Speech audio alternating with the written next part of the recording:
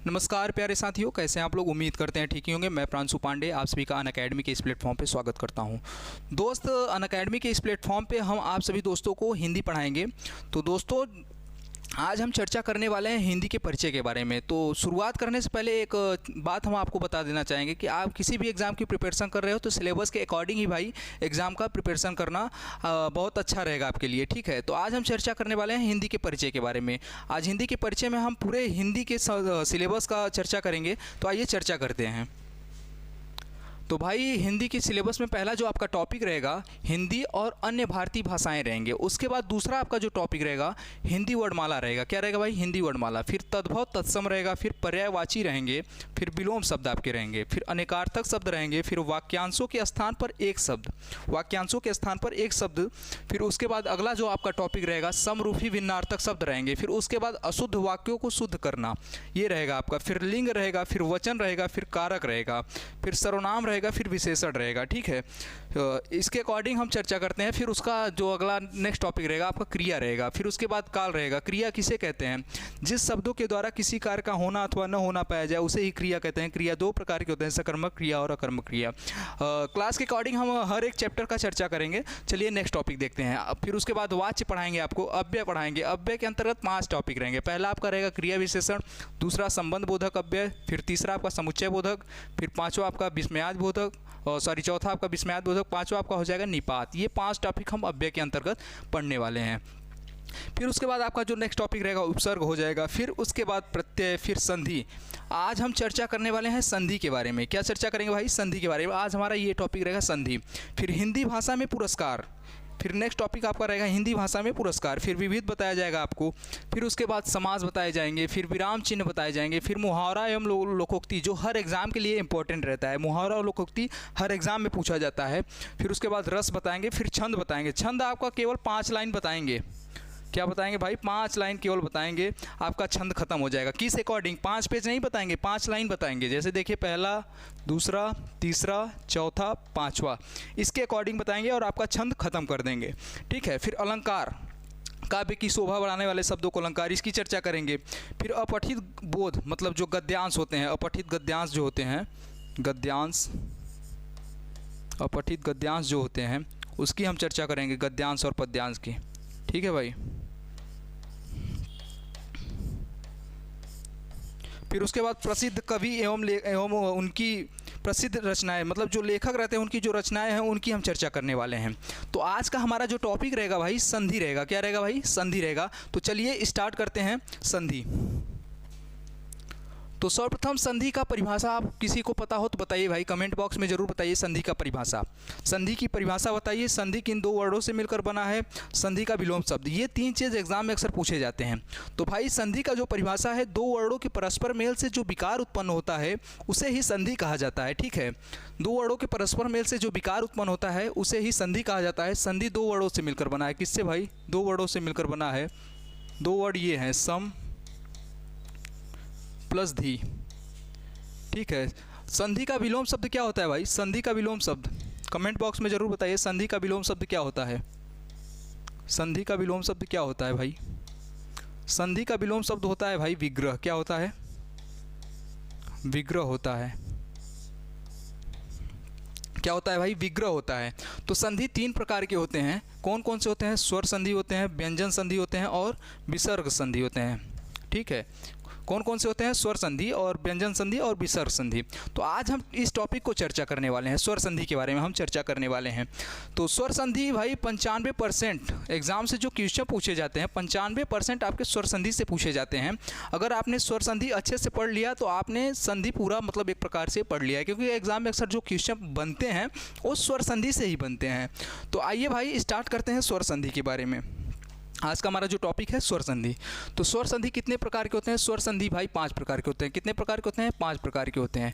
पहला आपका हो गया दीर्घ स्वर संधि, दूसरा आपका गुण स्वर संधि, तीसरा आपका हो जाएगा वृद्धि स्वर संधि, चौथा आपका जो हो जाएगा यण स्वर संधि और पांचवा जो हो जाएगा लास्ट टॉपिक अयादि स्वर संधि। तो आइए हम पहला टॉपिक उठाते हैं दीर्घ स्वर संधि के बारे में। तो दीर्घ स्वर संधि की ट्रिक क्या कहती है भाई? दीर्घ स्वर संधि की ट्रिक क्या कहती है? तो जहाँ पर बड़ा आ, बड़ी ई और बड़ा ऊ दिख जाए, जहाँ पर बड़ा आ, बड़ी ई और बड़ा ऊ दिख जाए, वहाँ पे आपका दोस्तों दीर्घ स्वर संधि होगा। जैसे देखिए विद्यालय में देखिए बड़ा आ दिख गया, विद्यालय, विद्यालय में देखिए बड़ा आ, परीक्षार्थी में देखिए बड़ा आ दिख गया, भानुदय में देखिए बड़ा ऊ की मात्रा दिख गया, क्या दिख गया, बड़ा ऊ की मात्रा। तो यहाँ पे आपका दीर्घ स्वर संधि हो जाएगा। ई का एग्जाम्पल जैसे हम बता देते हैं, ई दिया है ना बड़ा ई, तो यहाँ पर ई का एग्जाम्पल हम बताते हैं। जैसे ई का एग्जाम्पल हो गया रवि, रवि प्लस ईस बराबर हो जाएगा आपका, क्या हो जाएगा, रवीस। क्या हो जाएगा भाई, रवीस।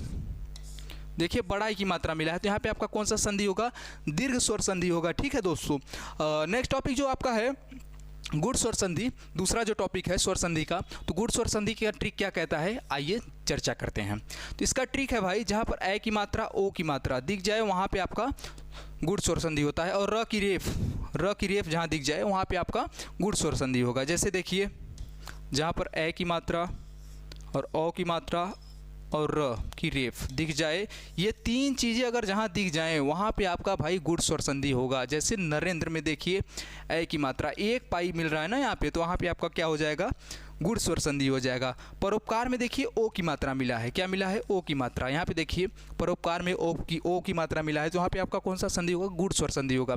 देवर्षि में देखिए यहाँ पे र की रेफ मिली है, देवर्षि में यहाँ पे आपकी र की रेफ मिली है, तो वहाँ पे आपका गुण स्वर संधि हो जाएगी। जहाँ पर ए की मात्रा, ओ की मात्रा और र की रेफ मिल जाए वहाँ पे आपका दोस्तों गुण स्वर संधि होता है। नेक्स्ट चर्चा करते हैं वृद्धि संधि के बारे में। वृद्धि संधि का ट्रिक क्या कहता है, वृद्धि संधि का ट्रिक कहता है जहाँ पर ए की मात्रा और औ की मात्रा दिख जाए, जहाँ पर ए की मात्रा और औ की मात्रा दिख जाए, ये दो चीज़ें अगर दिख जाएं तो वहाँ पे आपका कौन सा संधि होगा, वृद्धि स्वर संधि होगा। तो जैसे एकाएक, 1 + 1 = एकाएक, एकाएक में देखिए 2 ए की मात्रा दिख रहा है, 2 पाई दिख रहा है ऊपर, तो क्या हो जाएगा भाई आपका, वहाँ पे आपका वृद्धि स्वर संधि हो जाएगा। जैसे महोज, औ की मात्रा दिखा है 2 पाई, मतलब वहाँ पे आपका क्या हो जाएगा, वृद्धि स्वर संधि हो जाएगा। चौथा आपका जो टॉपिक है यड़ संधि। तो आइए यड़ संधि के बारे में चर्चा करते हैं। तो भाई यड़ संधि का ट्रिक क्या कहता है, आइए चर्चा करते हैं। यड़ संधि का बहुत ही लाजवाब ट्रिक है।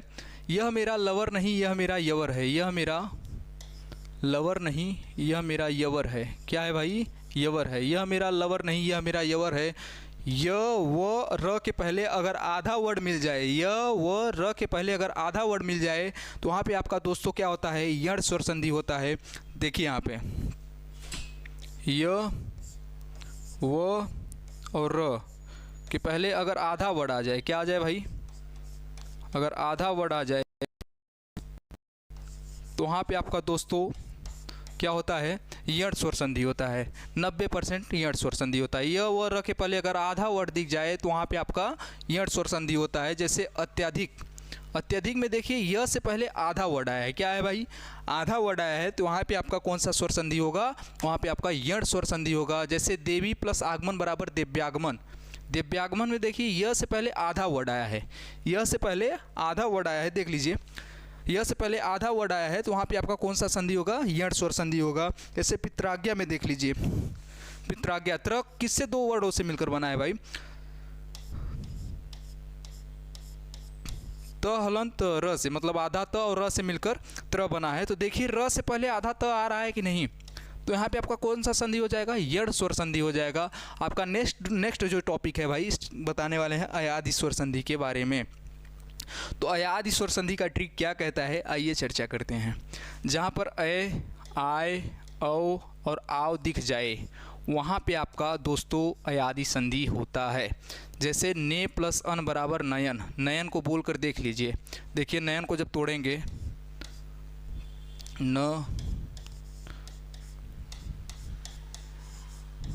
देखिए यहाँ पर अ आ रहा है कि नहीं, नयन को जब तोड़ेंगे अ आ रहा है कि नहीं, ये बताइए, अ आ रहा है ना। नयन को बोल कर देखिए नय अय, नय अय आ रहा है ना, तो अय मिल गया, तो यहाँ पे आपका कौन सा संधि हो जाएगा, अयादि स्वर संधि हो जाएगा।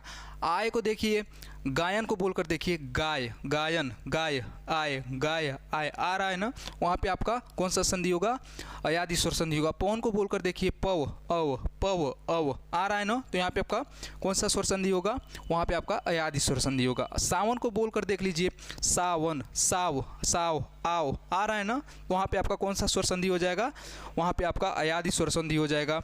अगर भाई ट्रिक अच्छी लगी हो तो वीडियो को लाइक शेयर ज़रूर कीजिए, चैनल को सब्सक्राइब कीजिए और जुड़े रहिए अनअकैडमी प्लेटफॉर्म के साथ। Thank you.